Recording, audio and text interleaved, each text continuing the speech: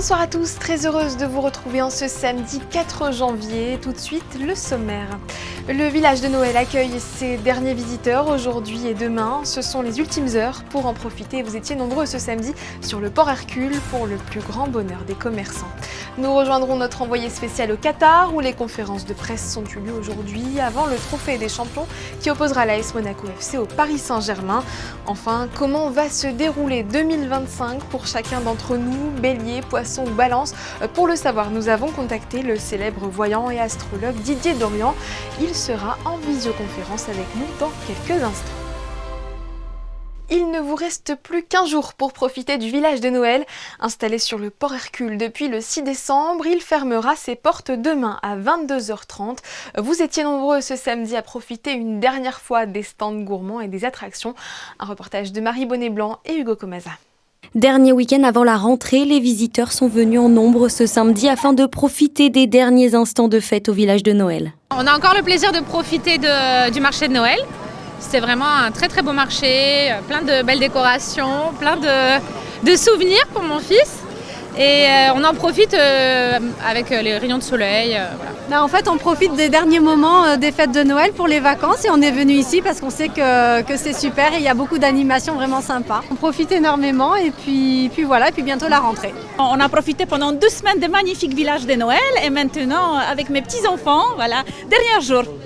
On a déjà fait les grands roues et maintenant on va manger les bonnes brochettes de bœuf. Et oui, à l'heure de manger, c'était l'effervescence, dernier moment pour déguster les douceurs de ce village de Noël pour le plaisir des commerçants. On leur dit merci beaucoup et on leur dit demain, dernier jour pour goûter le cochon, sinon ce sera l'année prochaine. Comme tous les ans, c'était super, beaucoup de monde, beaucoup de gens contents.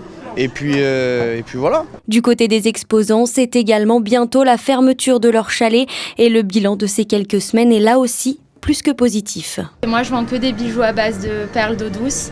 Je suis vraiment super contente, on a eu de la chance sur la météo, on a eu énormément de monde cette année, ça m'a fait plein de visibilité donc je suis vraiment contente. Le village de Noël ainsi que le village des sports fermeront leurs portes demain à 22h30. On retourne à Doha, au Qatar, pour retrouver, comme hier, nos envoyés spéciaux Frédéric Elion et Thomas Deus. Premier match de l'année 2025 pour l'AS Monaco demain soir avec le trophée des champions face au PSG. Frédéric, vous avez pu assister aux traditionnelles conférences de presse ainsi qu'à une petite surprise, je crois. Oui Sarah, avant de découvrir le stade 974 où se sont déroulées ce samedi après-midi à 16h heure locale les conférences de presse d'avant-match suivies, vous le voyez peut-être derrière moi, d'un entraînement ouvert aux médias. Petit moment de détente hier soir en fin de journée. Visite Qatar avait convié 3 joueurs du Paris Saint-Germain et 3 joueurs de l'AS Monaco à un événement en plein désert à 1 heure de Doha. On a donc vu Mayeki, Singo et Ouattara défier les Parisiens Safonov, Skriniar et Mayoulou au footy-volley ou sur une course de voitures téléguidée. Ils ont aussi pu découvrir la calligraphie arabe, goûter les plats typiques du Qatar ou se familiariser avec l'oryx, l'animal emblématique du pays, qui figure d'ailleurs sur le logo de la compagnie Qatar Airways. Les joueurs sont ensuite montés sur scène pour quelques questions-réponses juste derrière ce trophée qu'ils tenteront de soulever demain soir. Retour à du plus classique ce samedi après-midi avec les conférences de presse où le coach Adi Hutter a affirmé sa volonté de prendre sa revanche sur le Paris Saint-Germain, les Parisiens qui avaient battu l'AS Monaco en championnat il y a 3 semaines.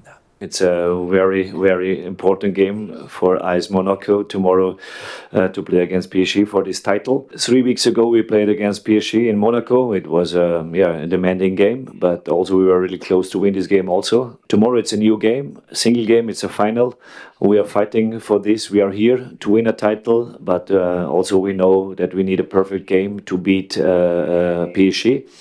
They have lots of strengths, but also our team has lots of strengths and we are able to win this game. L'objectif est donc de soulever le trophée demain, Sarah, une ambition pour le club qui attend un trophée depuis 2017, mais aussi pour le capitaine Denis Zakaria qui n'a pas encore remporté le moindre titre en professionnel. Oui, pour moi personnellement, c'est une chance de remporter un titre. Après, je pense que je pense pas seulement pour moi, je pense que pour le club aussi, ce serait beau de remporter ce titre. Et voilà, c'est clair que c'est une finale et une finale, ça joue pour se gagner et on va tout faire pour remporter ce trophée. Une dernière information à vous donner, Sarah. Juste avant la conférence de presse, l'AS Monaco a officialisé la prolongation du contrat de l'entraîneur Adi Hütter, lié désormais à l'ASM jusqu'en 2027. Et puis une stat pour terminer sur les 11 dernières éditions du Trophée des Champions. Le PSG l'a emporté 10 fois. Seul Lille en 2021 avait réussi à vaincre l'ogre parisien. Merci beaucoup Frédéric. Coup d'envoi de ce Trophée des Champions demain à 19h30 à Doha, soit à 17h30 chez nous. Dans l'actualité de l'AS Monaco FC également, la prolongation d'Adi Hütter. L'entraîneur autrichien a signé pour 2 saisons supplémentaires et est désormais lié au club de la Principauté jusqu'au 30 juin 2027. Un communiqué a été envoyé à la presse ce samedi. Peut-être êtes-vous en train de relever le défi actuellement, celui du Dry January. L'idée, ne pas consommer une goutte d'alcool pendant tout le mois de janvier. Dans la chronique US de cette semaine, Alexandra Pani, vous revenez sur les origines de cette pratique et vous nous donnez quelques conseils pour y arriver plus facilement. Bonsoir. Bonsoir et bonne année à tous. Avec la nouvelle année, nous souhaitons toujours partir du bon pied et prenons de bonnes résolutions, mais pas toujours faciles à tenir. Dans cette chronique, je vais vous aider à en réaliser au moins une, réduire ou idéalement stopper sa consommation d'alcool durant le mois de janvier. Vous verrez dans ce reportage, de nombreuses alternatives sont aujourd'hui disponibles et les bénéfices sont nombreux. La fin de l'année est souvent synonyme d'excès. L'on célèbre beaucoup, l'on mange trop et nous buvons aussi beaucoup trop pour certains. Alors pour rétablir un certain équilibre dans votre organisme, vous êtes nombreux à avoir déjà adopté depuis plusieurs années le Dry January, le mois sans alcool, qui a vu le jour en 2013 en Angleterre. Pour ceux qui n'ont pas encore testé, les bénéfices sont nombreux. En plus des économies réalisées, l'on peut compter un sommeil réparateur, un regain d'énergie, une peau plus fraîche, une meilleure concentration, une baisse de la tension artérielle et bien souvent une perte de poids. Alors pourquoi s'en priver ? La barrière sociale est souvent un frein, notamment dans les pays où la consommation de vin et bière est synonyme de divertissement et de convivialité. Commander une eau pétillante ou un simple soda est encore trop souvent pointé du doigt. Mais des alternatives voient aujourd'hui le jour. Dans cette boutique de Soho à New York, toutes les boissons proposées à la vente sont sans alcool. We have a functional spirit called Kin Euphorics. They have something to relax you, chill you out at night. It's called the Dream Light. And then they have something, the Spritz, the High Road. It's for waking up, give you a little energy to be social, kind of bubbly. We have Best Day Brewing that I was talking about. So these are the California-made beers. Really cool. You can actually find them on American Airlines now. Pretty awesome. Kin also makes little ready-to-drink cans in case you don't feel like making your own. Then we have A Cut Above, and they make a bunch of spirit replacements. So if you don't feel like having gin, but you want a gin and tonic, go for it.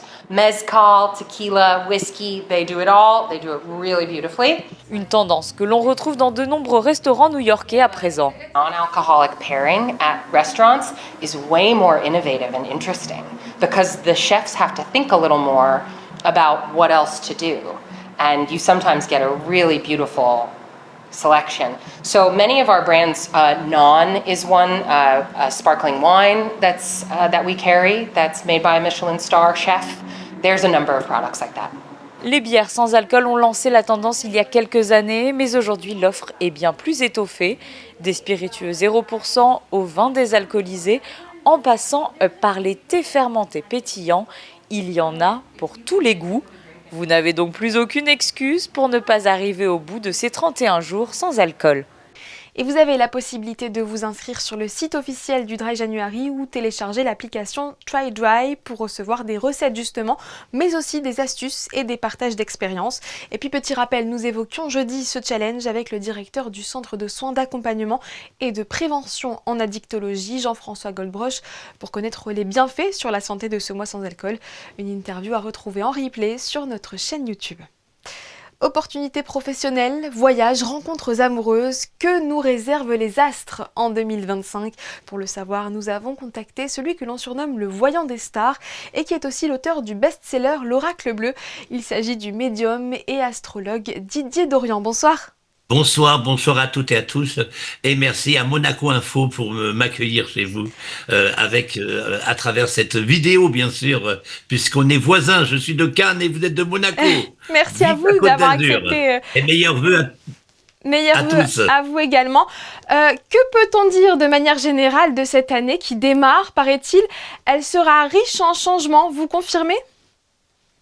Oui, effectivement, il faut pas oublier qu'il y a cette fameux alignement planétaire toutes ces planètes à partir du 21 janvier. C'est un aspect assez rare. On a l'impression que les planètes, les maîtres en fait des signes, des 12 signes que nous sommes tous ensemble réunis, est une très très belle conjugaison pour se tenir la main, être ensemble pour aller vers la même direction et surtout prendre des décisions pour certains, soit économiques ou politiques radicales, pour trouver une nouvelle trajectoire et savoir se réinventer. C'est une période de métamorphose et de transformation avec toute la ronde des planètes après qui va se distribuer à partir donc du 21. Il y a cet alignement. Eh bien alors justement, c'était ma question. Est-ce qu'un signe va sortir du lot en 2025 et sera plus chanceux que les autres, un ou plusieurs même? Les signes forts de l'année sont les signes de feu et les signes d'air. Bon, bien sûr, les signes de feu, ils ont une très belle exaltation au niveau finance, au niveau ambition, au niveau action. Il y a certaines luttes qu'il faudra un petit peu occasionner si on veut garder un peu sa place,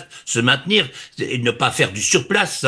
Bien entendu, savoir aussi improviser dans ses sorties, son activité et ses activités pour provoquer aussi les bonnes rencontres, les bons contacts, les bonnes surprises au niveau sentimental, parfois des rencontres atypiques et une vision nouvelle de celle du couple ou des personnes qui veulent se renouveler dans le couple ou qui veulent se lancer dans une relation de couple. Des bonnes nouvelles et qui au contraire risquent d'être un petit peu moins gâtés cette année par le zodiaque? Des signes d'eau qui sont plus dans une fréquence très émotionnelle parce qu'effectivement on est un petit peu, il y a des angles comme Pluton et Saturne qui vient agresser ou taquiner ou donner un courant un petit peu fort avec une charge émotionnelle très forte. Donc effectivement, les cancers, les poissons et les scorpions sont un petit peu, pour certains, il y en a qui aiment bien la combativité comme les scorpions, ils vont être ravivés par cette énergie, mais d'autres, ils peuvent être un petit peu impactés, donc il faut un petit peu apprendre à communiquer, à extérioriser par le sport, l'activité,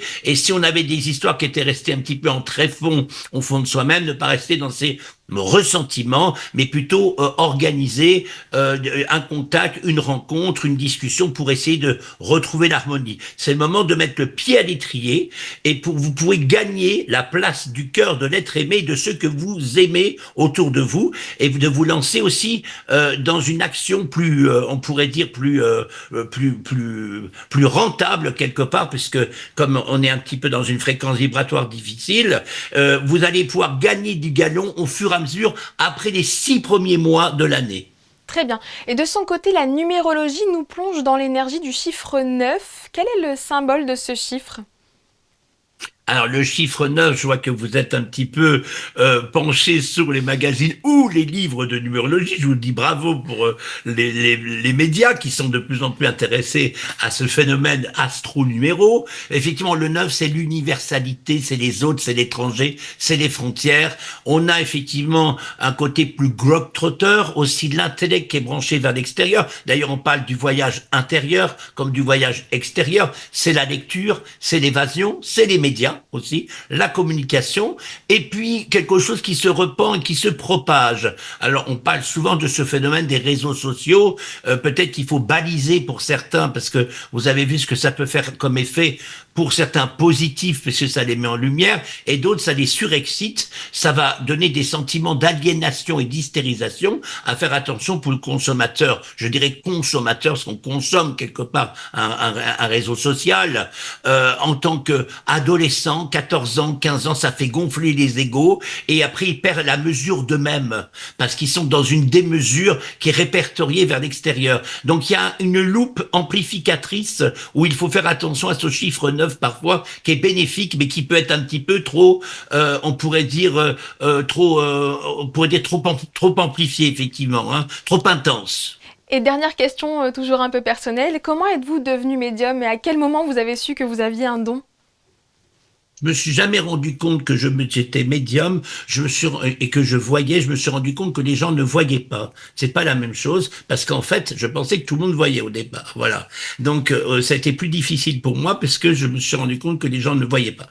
Donc, ça a été vraiment par cette espèce d'élan, un petit peu d'étonnement, en classe. Je dis, ben oui, tu vois bien qu'il y a ça autour d'elle. J'avais une prof de classe. Je dis, elle ne veut pas nous dire qu'elle veut partir à la fin, parce qu'il y aurait le bazar en classe. Elle s'en va, ne restera pas ici. Tu vois bien, il y a un départ au-dessus de sa tête. Et arrivé à la fin des classes, vers le mois de juin, notre professeur de français qu'on adorait depuis 2 ans, voilà, je ne voulais pas vous le dire, mais je vais vous quitter. J'ai demandé une mutation et je vais rejoindre mon mari dans une autre ville et je ne resterai pas avec vous. Moi, je pensais qu'elle avait un départ au-dessus de sa tête, c'était évident. Donc, le côté flash, voyance, je l'ai reçu, je le ressentais avec les copains, les copines de classe, donc j'avais 14 ans, hein, effectivement, et après j'ai commencé à voir les couleurs de l'aura, et j'ai eu des explications vers 17 ans à peu près au niveau des couleurs, au niveau des énergies qui nous entourent. Donc effectivement, je suis médium et clairvoyant, parce que je vois les couleurs de l'aura, donc qui sont autour et qui permettent de pouvoir, donc on pourrait dire, avoir des informations. Bon, c'est tout un chemin aussi, on pourrait dire d'introspection.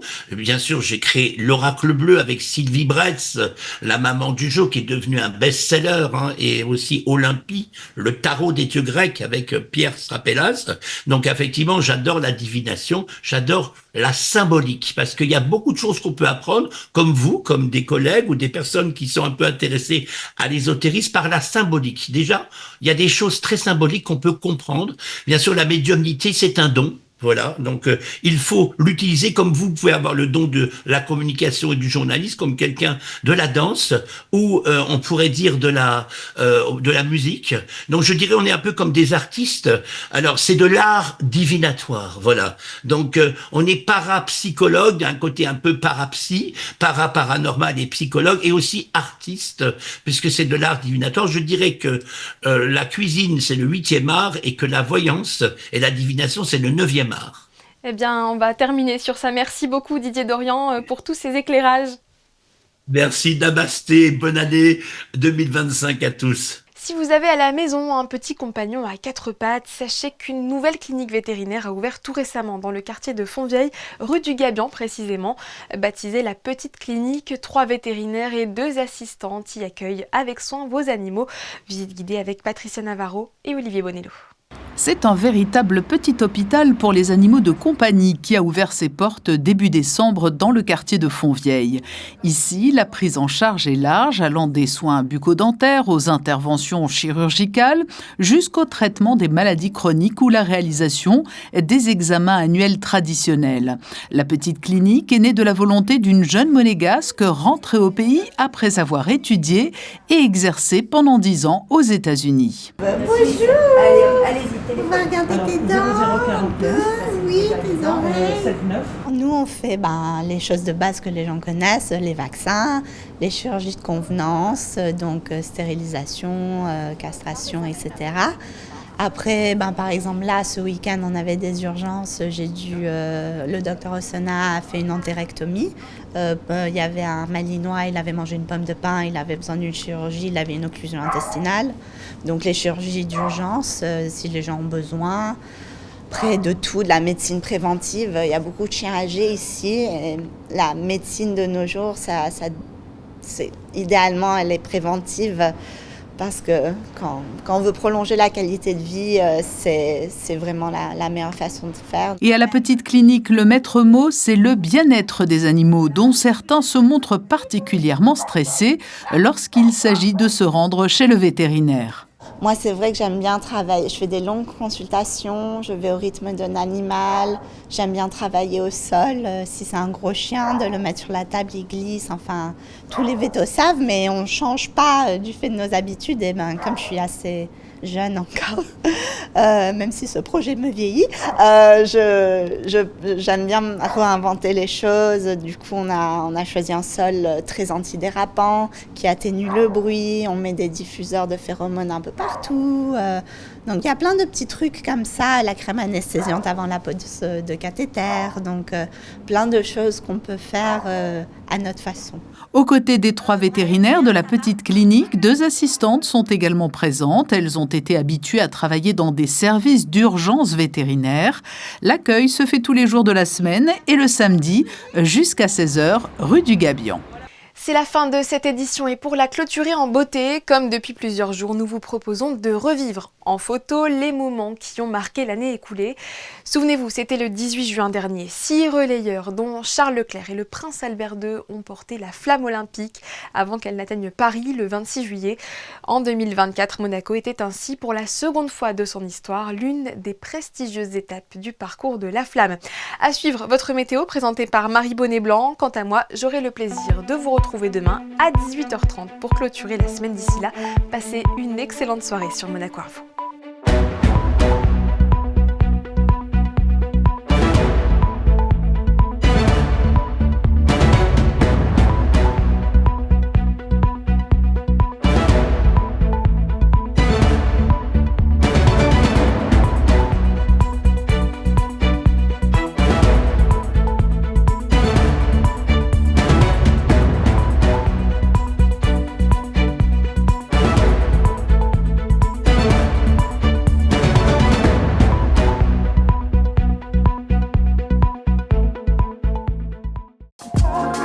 Retrouvez la météo avec Maya Bay, le restaurant référence thaï japonais de Monaco. Bonsoir à tous, nous finirons ce week-end avec quelques nuages. Demain, le ciel sera couvert. Côté température, il fera 9 degrés le matin et puis dans l'après-midi, le thermomètre affichera jusqu'à 13 degrés. Et en cette veille de rentrée et surtout en cette fin de vacances scolaires, nous fêterons les Édouards, une fête en l'honneur du roi d'Angleterre, couronné en 1043. C'était la météo avec Maya Bay, le restaurant référence thaï japonais de Monaco.